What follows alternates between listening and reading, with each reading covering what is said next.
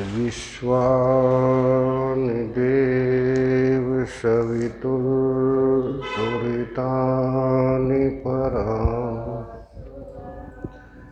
यद्भद्रं तन्नाम ॐ शान्ति शान्ति। शंकरं शंकराचार्यं केशवं वादरायणं सूत्रभाष्यकृतो वन्दे भगवन्तो ईश्वरो मूर्तिभेद विभागिने व्योमवद्व्याप्तदेहाय दक्षिणामूर्तये। ॐ पूर्णमदः पूर्णमिदं पूर्णस्य पूर्णमादाय पूर्णमेवावशिष्यते। ॐ शान्ति शान्ति। मनोजवतं मारुततुल्यवेगं जितेन्द्रियं बुद्धिमतां वरिष्ठं वातात्मजं वानरयूतमुखं श्रीरामदूतं शरणं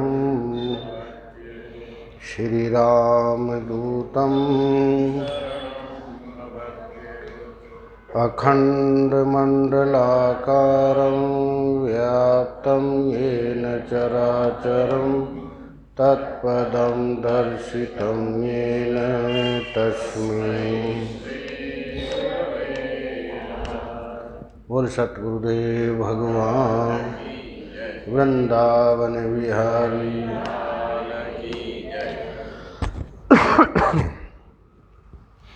श्री गोविंद गोविंद बोल मना, श्री गोविंद गोविंद, श्री गोविंद गोविंद बोल मना, श्री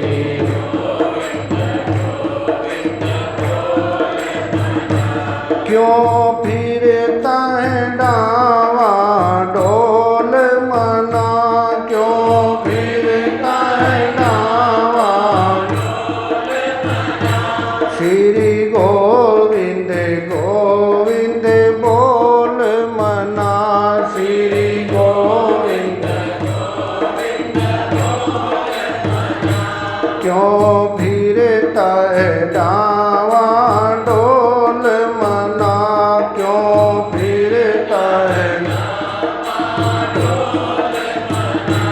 ये दो दिन की जिंदगानी है, ये दो दिन की जिंदगानी है, जो लौट के फिर नानी है, जो लौट के फिर नानी है।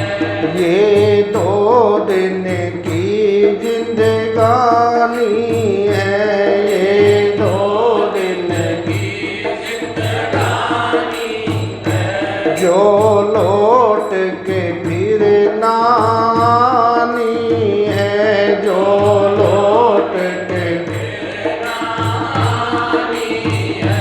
तेरा जीवन बड़ा अनमोल मना, तेरा जीवन बड़ा अनमोल मना, इसे मिट्टी में ना रोल मना, इसे मिट्टी में ना रोल मना।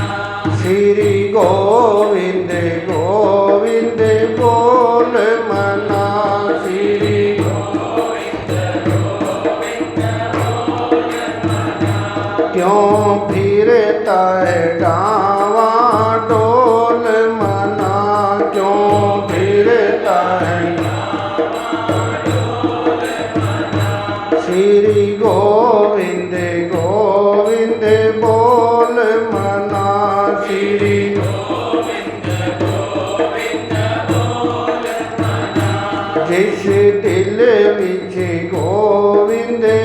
बसदा है, जिस दिल विच गोविंद बसदा है, दुख दर्द दा डेरा लसदा है, दुख दर्द दा डेरा लसदा है, हरि बसदा है तेरे कोल मना, हरि बसदा है तेरे कोल मना, श्री गोविंद गोविंद बोल मना, श्री गोविंद गोविंद बोल मना, क्यों फिरता है डावा डोल मना, क्यों फिरता है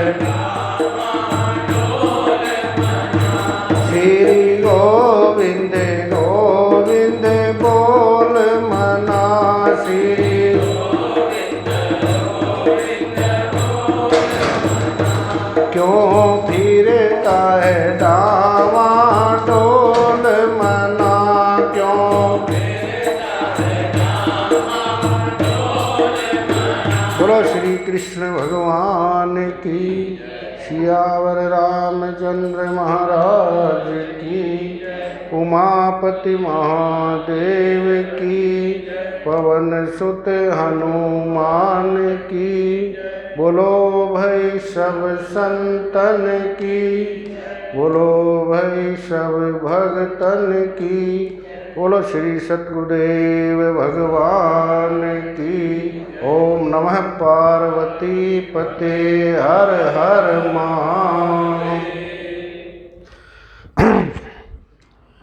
ओम श्री परमात्मने नमः। अतः श्रीमद्भागवत महापुराणे का 10 स्कंद 12 अध्याय। श्री भगवान वाच नारोध्यति माम योगम ना सांख्यम धर्मेव च ना स्वाध्याय तपस्त्यागो निष्ठापूर्तम न दक्षिणा व्रतानि यगच्छन्दांसि तीर्थानि नियमायमा यथा वरुद्धे सत्संगे सर्वसंगापहो हि माम् सत्संगेन हि दैत्या याधुधान मृगा खगा गंधर्वा अप्सरो नागा सिद्ध्या शरण गुह्यका सुग्रीवो हनुमानश्चो गजो गृद्धो वणिक पथे व्याध कुब्जा ब्रजे गोपी यज्ञपत्नी स्थात परे केवलेन ही भावेन गोप्या गाओ नगा मृगा यनेव मूर्धियो नाघे सिद्ध्या मायुश्च। पुण्य श्लोक परमाराध्य प्रातः स्मरणीय। सदा अपने स्वरूप में विराजमान जीवन मुक्ति विधेय मुक्ति का आनंद लेने वाले परम पूज्य सद्गुरुदेव भगवान के पावन पवित्र युगल चरणों में सदा कोटिशय दंडवत प्रणाम। समुपस्थित गुरु भक्तों श्रद्धामयी माताओं, भगवान की असीम महती महान विशेष विशिष्ट कृपा के फलस्वरूप हम सभी इस पावन पवित्र शुभ स्थल में बैठ करके श्रीमद् भागवत के 11 स्कंद जिसका नाम है मुक्ति स्कंद, उस पर चिंतन कर रहे हैं। आपको कई बार नवयोगेश्वर सुनाया, अवधूत दत्तात्रेय जी के 24 गुरुओं की कथा 24 दिन तक दिल्ली में सुनाई। यहाँ पर तो ये अवसर नहीं मिला। उसके बाद में चल रही है अब उद्धव गीता। ये उद्धव गीता का 12वां अध्याय। वैसे तो संपूर्ण श्रीमद् भागवत श्रेष्ठी है, पावन ही पावन है, निर्मल ही निर्मल है, पवित्र ही पवित्र है, स्वच्छ ही स्वच्छ है। जैसे गंगा जी गंगोत्री से लेकर के गंगा सागर तक पावन ही पावन है, पवित्र ही पवित्र है। परंतु कुछ ऐसे स्थान हैं जो और भी पावन पवित्र हो गए हैं। जैसे ऋषिकेश है, हरिद्वार है, गढ़मुक्तेश्वर है, प्रयागराज है, काशी जी है। वहाँ स्नान करके लोग अपने पाप ताप संतापों की निवृत्ति करते हैं। इसी प्रकार भागवत जी के 18,000 श्लोक सभी पावन ही पावन, पवित्र ही पवित्र, निर्मल ही निर्मल और स्वच्छ ही स्वच्छ है। परंतु कुछ ऐसे स्कंद है जो और भी पावन पवित्र हो गए। उनमें 11वां स्कंद सबसे श्रेष्ठ माना गया है। ये कहते हैं भागवत जी में जैसे 12 स्कंद है, भगवान के भी 12 ही अंग होते हैं। द्वादशो वा पुरुष है। जब किसी के यहाँ किसी की मृत्यु हो जाती है तो 12वें दिन के बाद 13वीं मनाते हैं और 12 पिंड रखते हैं आटे के। आप लोगों ने देखा होगा, वे इसलिए रखते हैं भगवान के 12 अंग होते हैं। द्वादशो वा पुरुष है। भागवत जी में भी 12 ही स्कंद है। पहला स्कंद और दूसरा स्कंद भगवान के क्या है? चरण। अधिकारी स्कंद और साधना स्कंद। पहले का नाम अधिकारी स्कंद और दूसरे का कैसे साधना करनी चाहिए जिससे अपने साध्य तक पहुंच जाए। तीसरा और चौथा स्कंद है जंघाएं। जब आरती करते हैं कहाँ से शुरू होती है? चरणों से शुरू होती है। समाप्त कहाँ होती है? चरणों पर ही आके समाप्त होती है। पूजन किनका करते हैं? चरणों का पूजन करते हैं। तो पहला और दूसरा स्कंद चरण है। तीसरा और चौथा स्कंद है जंघाएं।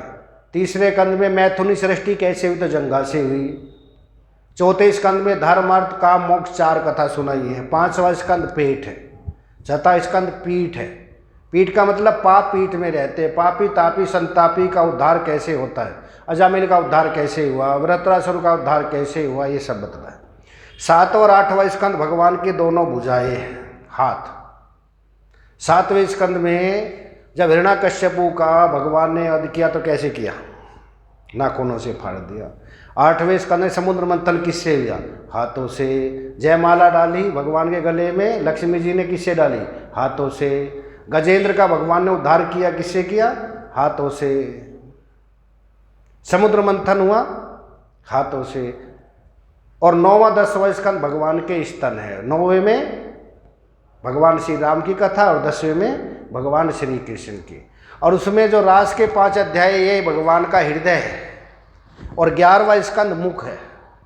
अगर किसी लड़की को देखने जाते हैं, लड़के की शादी के लिए, क्या देखते हैं? आंखें देखते हैं, नाक देखते हैं, चेहरा चेहरा देखते हैं, यहाँ से ऊपर बुलवा के देखते हैं कहीं गूंगी तो नहीं, तुतलाती तो नहीं। तो क्या देखते हैं? यहाँ से ऊपर देखते हैं। यहाँ से ऊपर ठीक है तो सब ठीक है। तो ये 11वां स्कंद मुख है। इसको बोलते हैं मुक्ति स्कंद। और भागवत में इसी के साथ न्याय नहीं होता, इसी को सुनाते नहीं।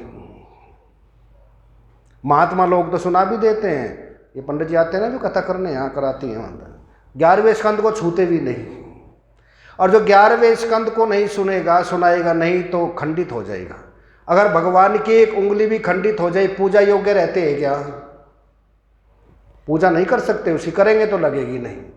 अगर पूरी भागवत जी नहीं सुनाएंगे, ये स्कंद नहीं सुनाएंगे तो भागवत जी खंडित हो गई, और खंडित हो गई तो पूर्ण लगेगी नहीं। तो इन पे तो प्रवचन अगर सालों तक करते रहे तब भी इतनी इनकी महानताएं पूर्ण नहीं होती। तो एक ही अध्याय आपके सामने इसमें से रखे जाएगा, उद्धव गीता में से। 12वें अध्याय पर हम चिंतन कर रहे हैं। 12वें अध्याय 11वें स्कंद का 12वां अध्याय। और आपको बतलाया, उद्धव जी ने पूछा है कि आपका स्वरूप क्या है और रूप क्या है।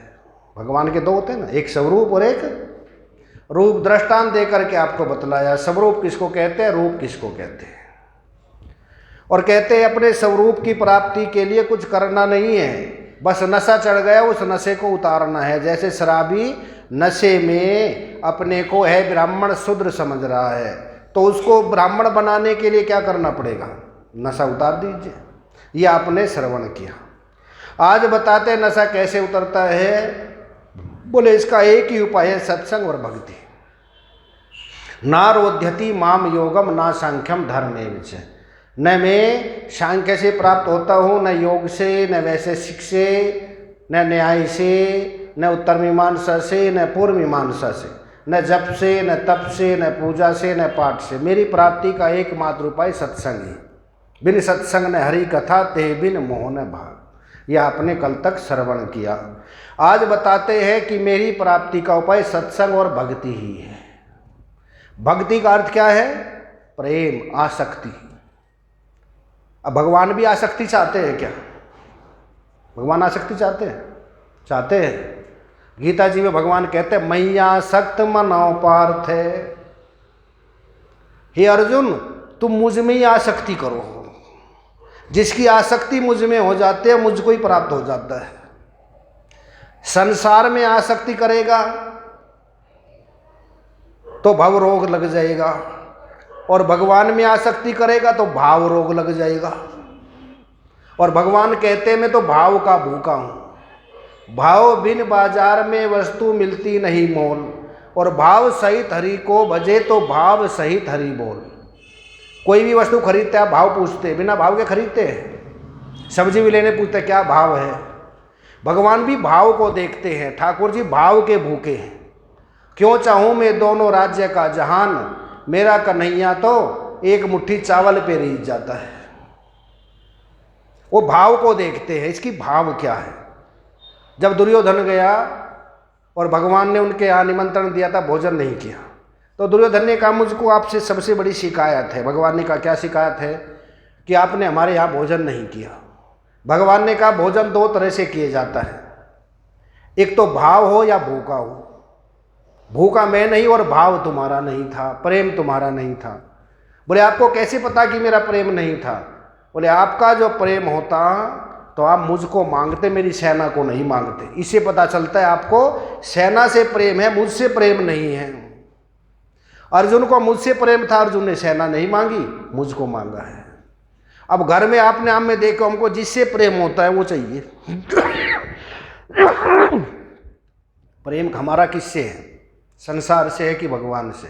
बुरा मत मानना, 95% तो हमारे अंदर दुर्योधन ही बैठा है। भले हम कहते रहे सुख संपत्ति घर आवे कष्ट मिटे तन का, यही कहते हैं। मांगते क्या है? भगवान हो गया साधन और संसार हो गया हमारी दृष्टि में साध्य है। भगवान को नहीं चाहते, भगवान से चाहते हैं। मंदिर में जाएंगे क्या मांगेंगे? संसार मांगते हैं कि ठाकुर जी को मांगते हैं? ऐसी बात नहीं, बहुत से ऐसे भी आप में से जो भगवान को ही मांगते हैं, पर बहुत कुछ इन्हें गिने होते हैं। और नहीं, भगवान से ही मांगते हैं, हमको ये दीजिए, हमको ये दे दीजिए, हमको ये दे दीजिए। तो भगवान कहते हैं दुर्योधन, इससे पता चलता है आपको मैं नहीं चाहिए, संसार चाहिए। और अर्जुन को मैं चाहिए तो अर्जुन पर मैं लट्टू हो गया। इसलिए भगवान कहते हैं गीता में मय्येव मनाधस्व मयि बुद्धिम निवेश्य निवेश्यसि मय्येव अत ऊर्ध्वम न संशय। हे अर्जुन, जो मुझ में मन और बुद्धि लगा लेते हैं मुझको ही प्राप्त होता है, इसमें कोई संशय नहीं है। मन और बुद्धि कैसे लगाई? मन से मेरा सुमरण करे, बुद्धि से चिंतन करे तो मुझ में लग गई। अब हम क्या करते हैं? सत्संग सुनते हैं और चिंतन करते हैं संसार का, मनन करते हैं संसार का, तो लगेगा नहीं। तो यहां पर कहते हैं भगवान भी आसक्ति चाहते हैं। मीरा की आसक्ति ठाकुर जी में, हमारी बाल बच्चों में है, हमारी संसार में है, हमारी जगत में है, और मीराबाई की जगन्नाथ में है। चैतन्य महाप्रभु की जगन्नाथ में है, घर घर पूज रहे हैं। और हमारी परिवार में हमारे बच्चे ही नहीं मानते पूजने के लिए। हमारे बच्चे ही नहीं है, सुबह उठ कर राम राम भी करे, राधे श्याम भी करे, वो भी मुँह से नहीं बोलेंगे। और फिर भी हमारा मुंह नहीं। तो अरे संतों की आसक्ति किन में है? ठाकुर जी में है, घर घर पूज रहे हैं, आरती हो रही है, रोज प्रणाम करते हैं। महात्मा नहीं कहते कि हमको प्रणाम करो, हम फिर भी करते हैं। और हम कहते हैं बच्चों राधे श्याम तो करो, राधे श्याम भी करने के लिए तैयार नहीं है, और फिर भी हमारी आसक्ति वहाँ से नहीं हटती। तो भगवान इसीलिए कहते तुम मन और बुद्धि मुझ में लगाओ, तुमने गलत जगह लगाई है। गलती हमारी है, ना बच्चों की गलती, हमने गलत जगह लगा लिया।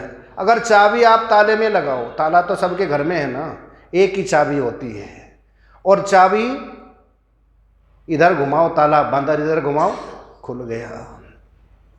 भगवान की ठाकुर जी की तरफ घूम गया, अपने स्वरूप की तरफ घूम गई चाबी तो मोक्ष, और संसार की तरफ घूम गई तो यही बंधन है। दो चाबी नहीं होती कि ताला लगाने की अलग और खोलने की अलग।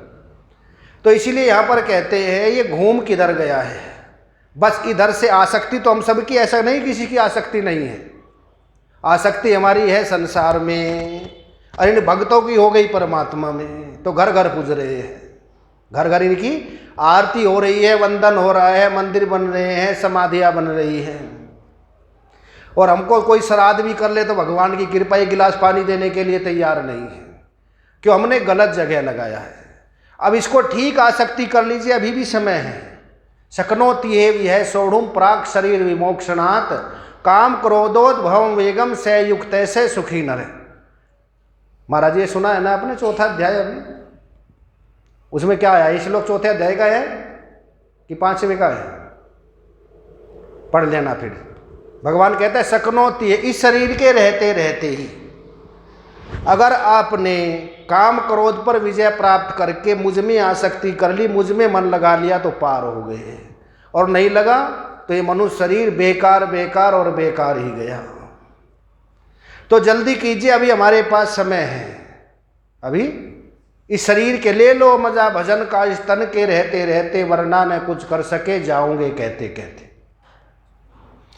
तो भव रोग के भी सिस्टम होते हैं और भाव रोग के भी सिस्टम होते हैं।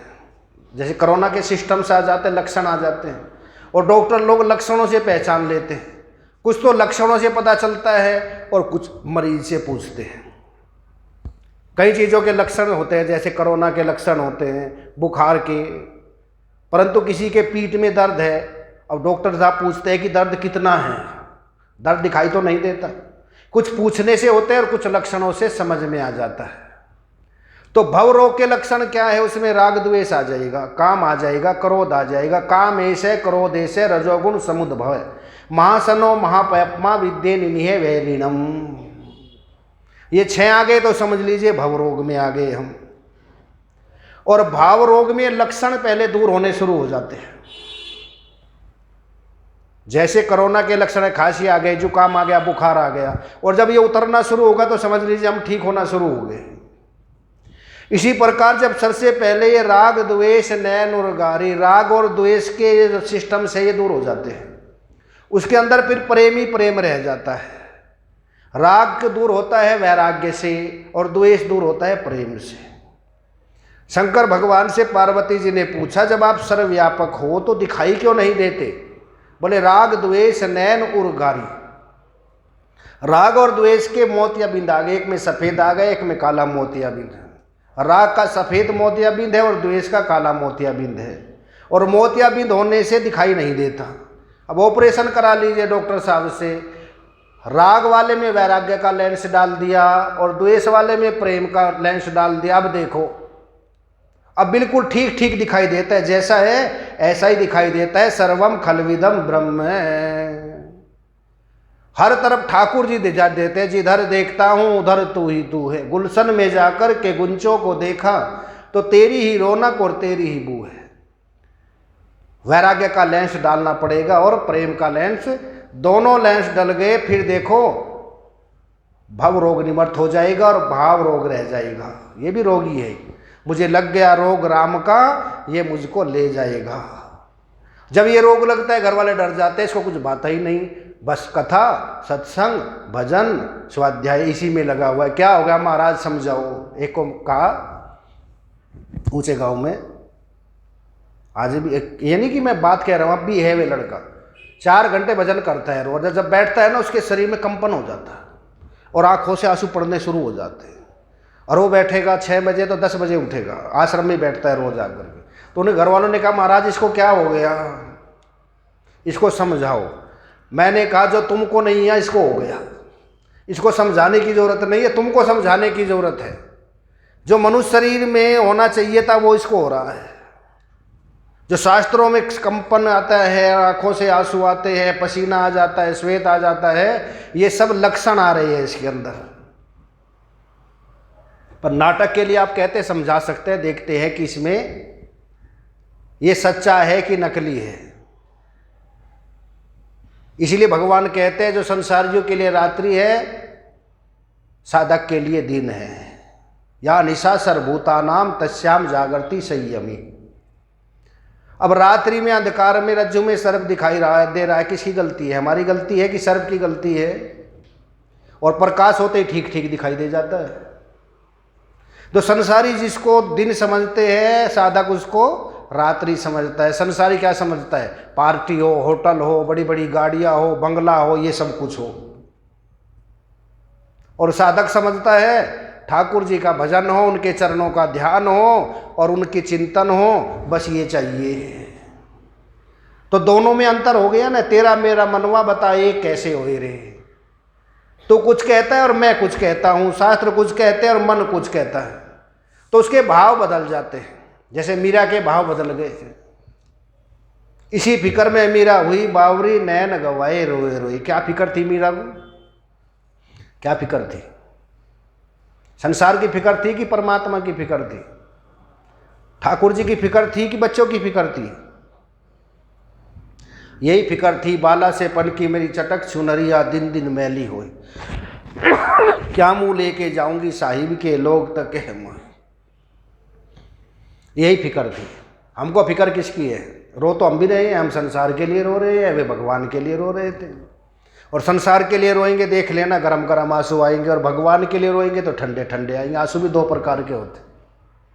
ठाकुर जी के लिए जब आंसू आए हाथ लगा के देखना, और बच्चों के लिए बहू के लिए रोए तब देखना गरम गरम आएंगे।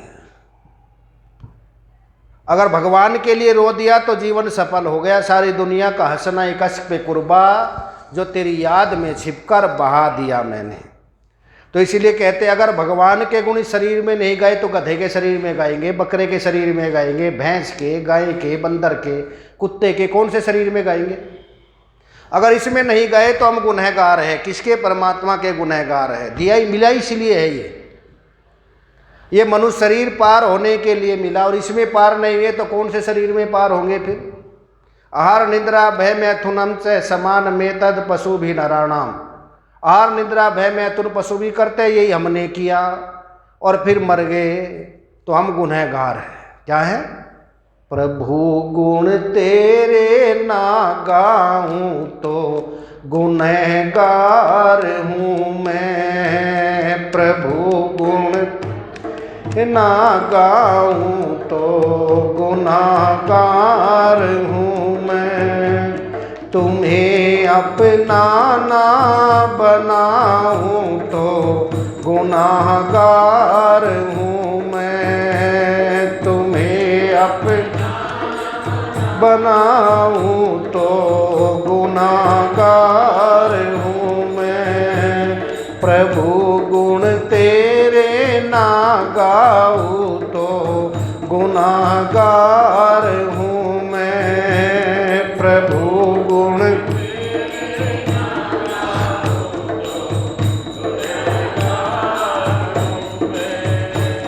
जगत जंजाल से एक बार मुझको निकालो। जगत जंजाल से एक बार मुझको निकालो।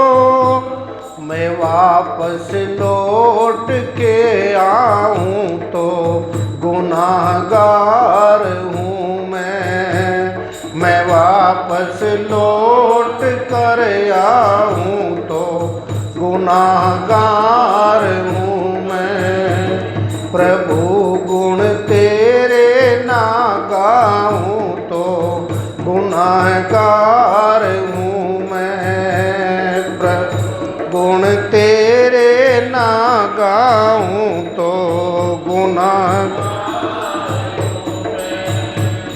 मान जाने के इरादे से रूठ कर देखो। मान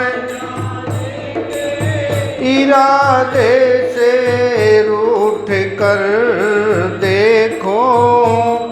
अगर तुझको ना मनाऊं तो गुनहगार हूँ मैं। अगर को ना मनाऊं तो गुनहगार हूँ मैं। प्रभु गुण तेरे ना गाऊं तो गुनहगार हूँ मैं। प्रभु गुण तेरे ना गाऊं।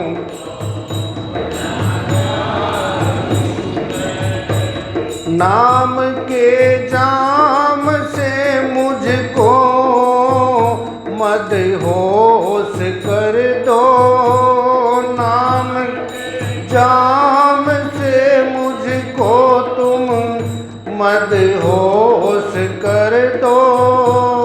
अगर मैं लोच में आऊँ तो गुनाहगार हूँ मैं, अगर मैं होश में आऊँ गुनाहगार हूँ मैं। प्रभु गुण तेरे ना गाऊँ तो गुनाहगार हूँ मैं, प्रभु गुण तेरे ना गाऊँ तो। तेरे दरबार में सुनवाई सबकी होती है, तेरे दरबार में सुनवाई सबकी होती है। मैं खाली लौट कर जाऊं तो गुनाहगार हूँ मैं खाली लौट कर जाऊं गुनाहगार हूँ मैं। प्रभु गुण तेरे ना गाऊं तो गुनाहगार हूँ मैं, प्रभु गुण तेरे ना गाऊं तो गुनाह।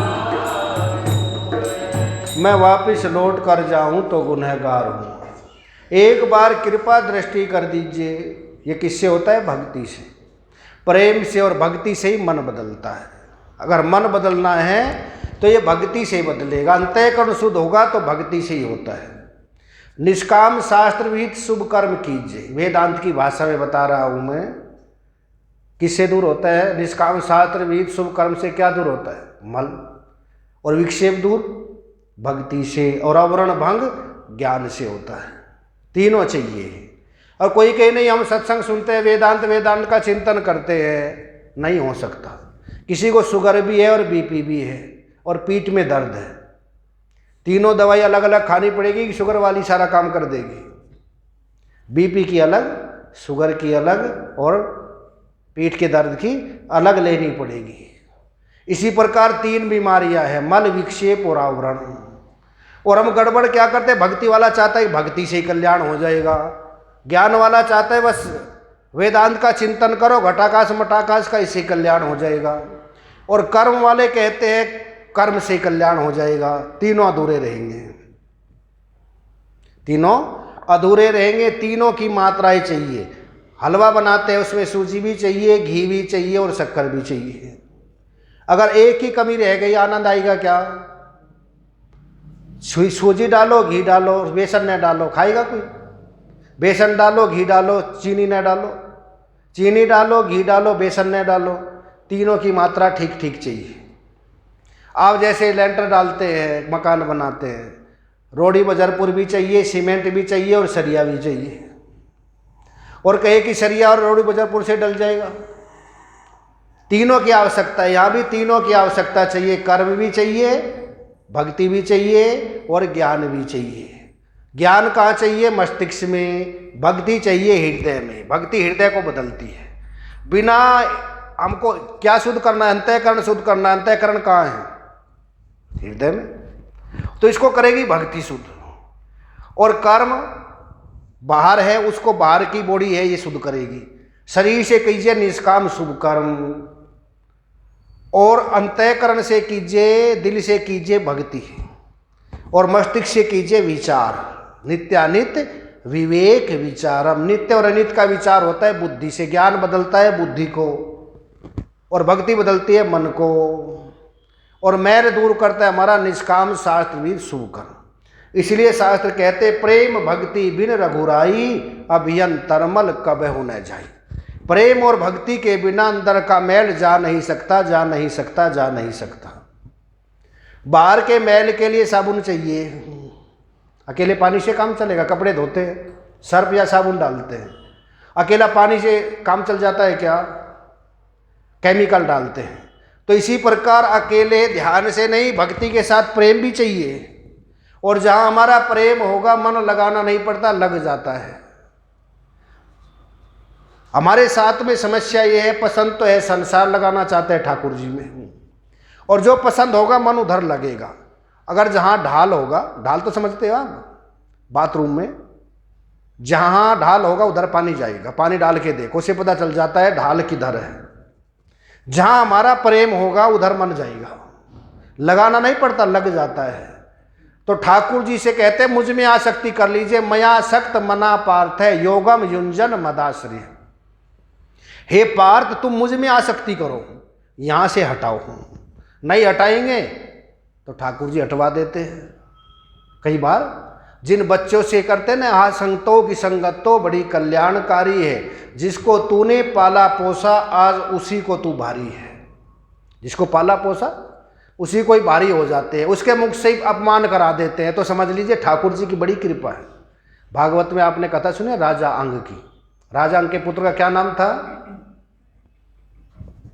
है जी, बैन। क्या नाम था? बैन की कथा नहीं सुनते? उसने बैन लगा दिए, सब यज्ञ नहीं होंगे, हवन नहीं होंगे। तो राजा अंग ने समझाया, समझा नहीं। तो उन्होंने कहा भगवान की बहुत बड़ी कृपा है मुझ पर, जो पुत्र प्रतिकूल दे दिया, इससे भगवान में जल्दी मन लग जाता है। अनुकूल देते तो वहां से हटना बड़ा मुश्किल है। अगर कोई प्रतिकूल परिवार में आ जाए तो उससे मन जल्दी हट जाता है। और राजा अंग भगवान के भजन में लग गए। अगर फिर भी भजन में न लगे और वो डिप्रेशन में पहुंच जाए तो समझ ले प्रारब्ध खराब है। और ठाकुर जी की तरफ लग गया तो समझ ले ठाकुर जी की कृपा हुई है। वैसे तो छूटने वाला नहीं था, ठाकुर जी ने छुड़वा दिया। जहां हम आसक्ति करते हैं ठाकुर जी वहां रहने देते। आपने सुना हो ना, सिंधी वृंदावन में कोकिल साई, नाम सुना है ना कोकिल साई? अखंडानंद जी ने एक पुस्तक लिखा कोकिल साई की। वे वृंदावन में रहे, ठाकुर जी को बड़ा भाव में रहते थे हर वक्त।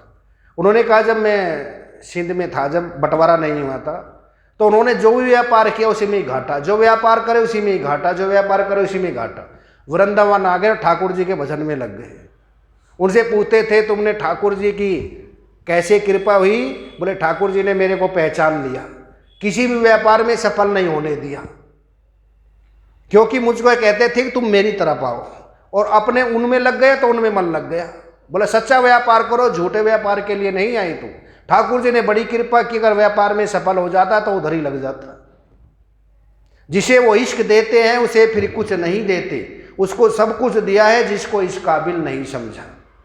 उसको सब कुछ दिया है। बच्चों को जैसे टॉफी दे देते हैं ना, खिलौने दे देते, खेलते रहो। और माँ बोतल में दूध भी नहीं होता, निप्पल दे देती है, निप्पल। उसे होता है इसमें दूध निकल रहा है, माँ का पीछा छूट जाता है। पर जब बच्चा रोता है, निप्पल से काम नहीं चाहता, जब अपनी गोद में लेके दूध पिलाती है।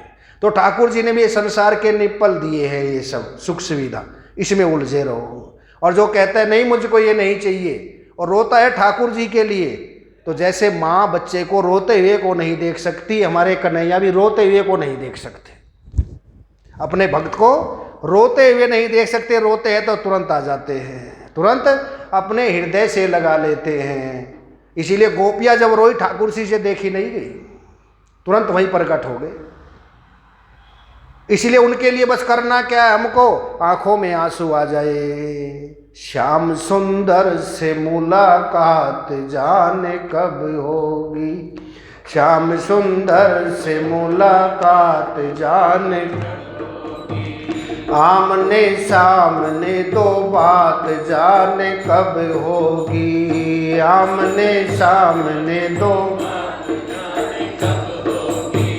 अश्क आँखों से गिरते हैं जरा थम थम के, अश्क आँखों से गिरते जरा थम थम के, मेरी आँखों से ये बरसात जाने कब होगी, मेरी आँखों से ये बरसात जाने कब होगी, श्याम सुंदर से मुलाकात जाने कब होगी, श्याम सुंदर से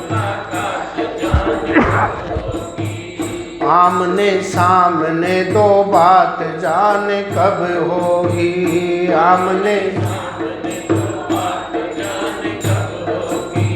तेरे दर पे मैं ये खैरात ये मांगता हूँ, तेरे दर मैं झोली फैलाए ये बैठा हूँ, तेरे दर पे ये खैरात जाने कब होगी, तेरे दर पे ये खैरात जाने कब होगी, श्याम सुंदर से मुलाकात जाने कब होगी, श्याम सुंदर से मुलाकात जाने कब होगी, आमने सामने दो बात जाने कब होगी, आमने सामने दो बात जाने कब होगी। मुलाकात तो रोज होती है पर आमने सामने, जैसे भक्तों ने बात की है, मीराबाई ने, नामदेव रोज बात करते थे, सुक्कोबाई, जनाबाई, ऐसे हमारी भी बातचीत कब होगी।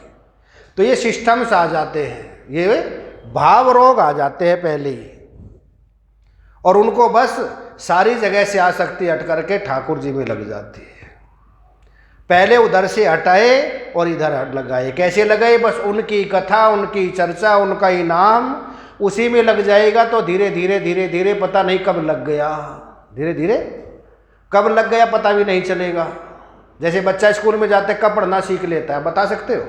उस दिन उस समय हमने पढ़ना आ गया, जाते रहे आते रहे और पढ़ना आ गया। इसी प्रकार कब मन लग गया पता नहीं चलता, उधर से आसक्ति हट गई। दृष्टांत देते हैं ठाकुर जी, जैसे सत्संगेन ही देत्या यधो नाम मृगा खगा, सत्संग सुनते रहो, उधर से आसक्ति हट जाएगी, इधर लग जाएगी। जैसे माताएं बहनें शुरू में शादी होती है, ससुराल जाती है, रोती जाती है कि हंसती, ये आजकल वाली नहीं पहले वाली की बात कह रहे हैं, जो 40 से ऊपर बैठी है। शुरू में मन नहीं लगता, सोचते मेरे माँ बाप ने कहाँ शादी कर दी, ऐसे घर में मेरा तो मन नहीं लगता, बार बार फोन करती है। एक दिन रहती है, 6 महीने रहती है, साल रहती है, 10 साल हो गए, 15 साल, 20 साल, अब कहते हैं 1 महीना तुम अपने घर रह के। बोले 1 महीना नहीं, मैं तो 2 दिन के लिए जाऊंगी, मेरा मन नहीं लगता। पहले यहाँ मन नहीं लगता था, वहाँ मन नहीं लगता। क्यों? रहते रहते धीरे धीरे कब वहाँ से हट गया और कब इधर लग गया, पता चल जाता है क्या? तो जब ठाकुर जी के चरणों में रोज बैठेंगे, रोज कथा सुनेंगे, कब लग गया, कब उसने, चोर ने हमारा मन चुरा लिया। अनेक जन्म अर्जितम पाप चोरम नवनीत चोरम। भगवान क्या है? अनेक जन्मों के जो अर्जित पाप है उनकी कथा सबको चुरा लेते, पता भी नहीं लगने देती कब चुरा लिया। गोपियों का मन कहती है हमारा मन है मनमोहन, तुमने चुरा लिया, हम अब संसार के मतलब की नहीं रही। आप कहते हो कि वापिस जाओ, जाकर करेगी क्या? हमारा मन तो तुम्हारे पास है, और तन से चली भी गई। गोपियाँ शरीर से काम करते थे, घर का मन मनमोहन में है। बोले श्याम तन श्याम मन श्याम ही हमारो धन, उदो हमें आठो याम श्याम ही से काम। श्याम जी है, श्याम ही है, श्याम ही है, प्राण प्रिय आंधे किसी लाकड़ी आधार श्याम नाम। हमारे तो सब कुछ श्याम है, जैसे अंधे के लिए उसकी लकड़ी सब कुछ है। तन भी श्याम, मन भी श्याम, धन भी श्याम, बछड़े भी श्याम, जित देखूं उत श्याम ही देखूं। चीज दिखाई नहीं देती, अब तो श्याम सुंदर ही दिखाई देते हैं। कौन दिखाई देते हैं? श्याम सुंदर ही दिखाई देते हैं। यह स्थिति उनकी हो गई है। कब हुई? भगवान के साथ रहते रहते, उनकी कथा सुनते सुनते, उनको निहारते निहारते माला आदि भूषण आदि गिर गए कब अंग से, शुद्ध बुद्ध भूल गई शुभ अंग के शुभ संग से। श्री कृष्ण के चिंतन में रत श्री कृष्ण में ही खो गई, और श्री कृष्ण की वल्लभा श्री कृष्ण में ही हो गई। सारी लीला उतर आई। चुन्नी उठा कहते हैं गिरिराज जी मैंने उठा लिया, इसके नीचे आ जाइए। राधा राधे रटते रटते राधा श्याम भई, कान्हा कान्हा रटते रटते राधा श्याम भई। फिर पूछे सखियों से राधा कहाँ गई? अब राधा कहाँ गई? कन्हैया ही हो गई। मैं तुझे देखूं तू मुझे देख, देखत देखत हो जाए एक। देखते देखते एक ही हो गए, अब 2 नहीं रहे। कहने के लिए 2 है पर दोनों एक है। तो यह स्थिति कब आएगी? जब पूरा प्रेम इधर लग जाएगा। और जिनका लग गया, दृष्टांत देते हैं यहाँ पर। सत्संग सुनने से किनका लग गया? भक्ति करने से। बोले सत्संगेन ही देत्या वाधो नाम मृगा खगा। मनुष्यों की बात तो देखो, मृग भी, खग भी, कबूतर भी, लताएं भी, जड़ चेतन सब ठाकुर जी में एक रूप हो गए। और तुम तो मनुष्य रूप में बैठे हो, हम क्यों नहीं हो सकते? तुम्हारा तो कहना ही क्या है। बस उनसे प्रेम चाहिए, उनसे लगन चाहिए, व्याकुलता चाहिए, वेदना चाहिए। कन्हैया को खरीद ले। पिंगला वैसे कहते मैंने कन्हैया को खरीद लिया। कैसे खरीदा, कितनी कीमत दी? बोले एक ही कीमत है उनकी, हमारे अंदर वेदना आ जाए, हमारे अंदर व्याकुलता आ जाए, बस उनके बिना न रह सके। कैसी स्थिति हो जाए? जैसे किसी का बच्चा मेले में गुम हो गया और बहुत बड़ा मेला है और माँ ढूंढ रही है, बबलू बबलू बबलू, हर जगह अपने बच्चे को ढूंढ रही है। अब मेले में कोई पूछे बहन जी देखो कितना अच्छा एक वस्त्र है, देखो तो एक बार। वस्त्र देखेगी क्या? कितना अच्छा झूला है, झूले में झूलो तो सही। बोले नहीं, मुझको तो मेरा बबलू चाहिए। उसको लाखों आदमी से कोई दिखाई नहीं दे रहा, उसकी दृष्टि में क्या है? हाय मेरा बबलू मिल जाए। अच्छा भोजन तो कर लीजिए, चाय तो पी लीजिए, नहीं मेरा बबलू चाहिए, नहीं मेरा बबलू चाहिए। बस जब ये स्थिति हो जाए तो समझ लीजिए ये लक्षण पूरे हमारे अंदर आ गए, पूरे लक्षण हमारे अंदर आ गए। व्याकुलता हो जाए। कौन सी व्याकुलता हो जाए?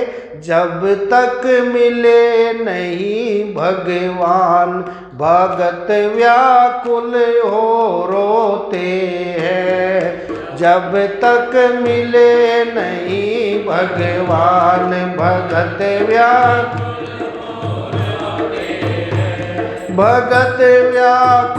हो रोते हैं। भगत व्याकुल हो रोते हैं। भगत व्याकुल हो रोते हैं। भगत व्याकुल हो जब तक मिले नहीं भगवान भगत व्याकुल हो रोते हो। जब तक मिले नहीं भगवान भगत व्याकुल राखे राम मिलन की आशा। राखे राम मिलन की आशा। और चीज से चीते उदासा। और चीज से माँ को क्या हर जगह से उदासीनता हो गई, बस एक ही चाहिए, मेरा बेटा चाहिए, बेटा चाहिए, बेटा चाहिए उसको। और ना लोकेशना चाहिए, न पुत्रेशना चाहिए, न वित्तेशना चाहिए, न धन चाहिए, न पद चाहिए, न प्रतिष्ठा, कुछ नहीं चाहिए। क्या चाहिए? ये लक्षण बताते हैं, उसके अंदर ये लक्षण आ जाते हैं। उसको बस एक ही चाहिए। कौन चाहिए? ठाकुर जी चाहिए। और उनके लिए रोते हूक निकलती है, गोविंद। बस एक ही इच्छा है, उसके लिए रोते हैं, उसके लिए ही गाते हैं, उसके लिए हंसते हैं, उसके लिए ही सब कुछ करते हैं। पहला लक्षण ये आ जाता है उनके अंदर। हमारे अंदर आ गया तो बड़े सौभाग्यशाली, नहीं आया तो बतलाया है ये रसायन है। ये क्या है? मधुसूदन सरस्वती जी ने एक पुस्तक लिखी, भक्ति रसायन। रसायन क्यों है? नाम रखा ना रसायन। रसायन वो होता है अगर बीमार है तो उसके लिए भी, और ठीक है तो उसके लिए भी। जैसे च्यवनप्राश है, सर्दियों में खाते हैं, किस लिए? रसायन है वे। जो ठीक है बीमार ना हो जाए उनके लिए, और जो बीमार है वो ठीक हो जाएंगे उनके लिए ये है। औषधि अलग होती है और रसायन अलग होते हैं। जो औषधि होती है बीमार होने के बाद ली जाती है, और रसायन जो बीमार है उनके लिए भी, और जो ठीक है उनके लिए भी है। तो उसका नाम है पुस्तक का, इसको जरूर पढ़ना चाहिए, भक्ति रसायन। मधुसूदन सरस्वती जी ने लिखी है। जो वेदांत सिद्धि लिखी, वेदांत के बहुत ग्रंथ लिखे, सबसे बाद में लिखी भक्ति रसायन। क्योंकि बिना भक्ति के हृदय शुद्ध नहीं होगा, और जब तक शुद्ध नहीं होगा तब तक ज्ञान नहीं हो सकता। विचार सागर में कहते हैं मल विक्षेप जाको नहीं, किंतु एक अज्ञान हुए चब साधन सहित नर सो अधिकृत मतिमान। जिसका मल विक्षेप दूर हो गया, हमारा दूर हो गया क्या? परसों पूछा था ना, अंतःकरण में कुछ हेरा फेरी हम चाहते हैं कि नहीं चाहते? जैसा ऐसे ही रखना चाहते हैं, इससे ज्ञान नहीं होगा। तो अंतःकरण में हेर फेर करनी पड़ेगी, बदलाव करना पड़ेगा। हमको पता है क्या बीमारी है, कहाँ कलमस है, वो हटाना पड़ेगा। और वो हट करके फिर ये लक्षण आएंगे। कौन सा लक्षण आएगा? पहला लक्षण बताते हैं, जब तक मिले नहीं भगवान भगत व्याकुल हो। हो जब तक मिले नहीं भगवान भगत राखे राम मिलन की आशा, राखे राम मिलन की आशा। और चीज से चित उदासा, और चीज से लंबे लंबे आवे श्वासा, नींद नहीं सुख की सोते। लंबे लंबे आवे श्वासा, नींद नहीं सुख की सोते हैं। ओ जब तक मिले नहीं भगवान भगत व्याकुल हो। एक तो उसकी नींद कम हो जाती है, नींद कम हो जाती है, सतोगुण में नींद कम हो जाएगी, भोजन कम हो जाएगा। जब लोग सोते हैं तब वो भजन करता है, और जब लोग जागते हैं तब वो सो जाता है। आजकल लड़के किस समय सोते हैं? 2, 2:30, 3 बजे, और साधक उस समय उठ जाता है। सारी रात बस एक ही रहता है, लंबे लंबे श्वास आते हैं, जैसे गरम गरम श्वास आते हैं ना, इसी प्रकार उसके अंदर ये लक्षण आ जाते हैं। फिर चौथा लक्षण बताते हैं, कम बोले और कम ही खाए, कम बोले और कम ही खाए। जो ज़्यादा बोलेगा झूठ जरूर बोलेगा, लिमिट से ज़्यादा बोलेगा ना, बोलता रहेगा तो समझ लीजिए आधा झूठ बोलेगा। जरूरी बोलता है, जितना जरूरी है इतना बोलेगा, वरना चुप रहेगा। और खाना भी उसका, आहार भी बहुत कम हो जाएगा। पेट भर जाएगा तो भजन कहाँ से करेगा? इसलिए भोजन में मात्रा है, भजन में कोई मात्रा नहीं है। भोजन ऊपर मात्रा आ गई ना, भजन कोई मात्रा, कितना ही कर ले साइड इफेक्ट कोई नहीं। भोजन ज़्यादा करेंगे तो साइड इफेक्ट हो सकता है, भोजन में मात्रा रख के मात्रा में करो। और भजन 20 घंटे करो, कोई साइड इफेक्ट होने वाला नहीं है। कम बोले और कम ही खाए, कम बोले और कम ही खाए। प्रियतम की बहु याद सताए, प्रियतम की बहु याद सताए। जल बुन कर पिंजर हो जाए, नैन जल से मुख धोते। जल बुन कर पिंजर हो जाए, नैन जल से मुख धोते। हो जब तक मिले नहीं भगवान भगत व्याकुल हो। माँ को कहे बेटा मिल जाएगा, चुप हो जाइए, उसके आंसू बंद होगी क्या? ठाकुर जी के लिए उसके मुख तो धोते हैं, पर पानी से नहीं, आंखों से बस जल बरसता रहता है और सारा मुख धोता रहता है। ये लक्षण आते, कम बोले और कम ही खावे, प्रियतम की बहु याद सतावे। इतनी याद सताते, इतनी याद जैसे माँ को बच्चे की याद सताती है। और जल भुनकर पिंजर हो जाए, नैन जल से मुख धोते हैं। जब तक मिले नहीं भगवान भगत व्याकुल हो। जब तक मिले नहीं भगवान भगत व्याकुल, तन और मन में लगी उचाटी, तन और मन में लगी उचाटी। निकले हुक डटे नहीं छाती, निकले उचाटी। समझते हो आप? उचाटी का मतलब जैसे किसी माँ का बेटा है और उसने कहा मैं 8 बजे तक आ जाऊँगा घर, और गया है काफ़ी दूर, गाड़ी से आ रहा है, और फ़ोन हो गया उसका बंद, बैटरी डाउन हो गई। माँ फ़ोन करती है, फ़ोन का जवाब नहीं आता, और उसको 1 बज गया। माँ सोएगी क्या? उसको माँ को कभी अंदर जाते कभी बाहर, कभी अंदर जाते कभी बाहर जाती है। उसके मन में क्या है? बस मेरा बेटा आ जाए, मेरा बेटा आ जाए, मेरा बेटा आ जाए। इसको बोलते हैं उचाटी। क्या बोलते हैं उसको? जैसे आप ट्रेन से जाते, ट्रेन है 8 घंटे लेट, और आपको 4 घंटे हो गए देखते देखते, बार बार झांक के देखते, ट्रेन आ रही है, हमारे देखने से आ जाएगी क्या? उचाटी लगी हुई है, ट्रेन आ जाए, किसी तरह ट्रेन आ जाए, कभी घड़ी देखते हैं, कभी वहाँ जाते हैं, कभी वहाँ जाते हैं, इसको क्या बोलते हैं? ऐसी उचाटी लग रही है। ठाकुर जी कैसे मिलेंगे? भक्ति से मिलेंगे, सत्संग से। कहाँ जाऊँ, किसके पास जाऊँ? जो एक बार मुझको दर्शन करा दे, एक बार उनसे मुलाकात करा दे। तन और मन में लगी उचाटी, तन और निकले हुक डटे नहीं छाती, निकले हुक लेकर पड़ जाऊं आस आज खांसी जाऊं आसन पाटी, व्याकुल दुख में होते हैं लेकर। आसन पाटी का मतलब हट पकड़ ले, या तो ठाकुर जी मिलो, जैसे रामकृष्ण परमहंस ने हट पकड़ी ना, या तो ठाकुर जी मिलो, और नहीं अभी तलवार लेके बस घोंपने वाले थे, माता जी ने आके पकड़ लिया। जैसे बच्चा कहता है खिलौना दो, नहीं देते तो वहीं फिसल जाता है, रोने लगता है, सड़क पे गिर जाता है, कहते हैं अच्छा बाबा ले।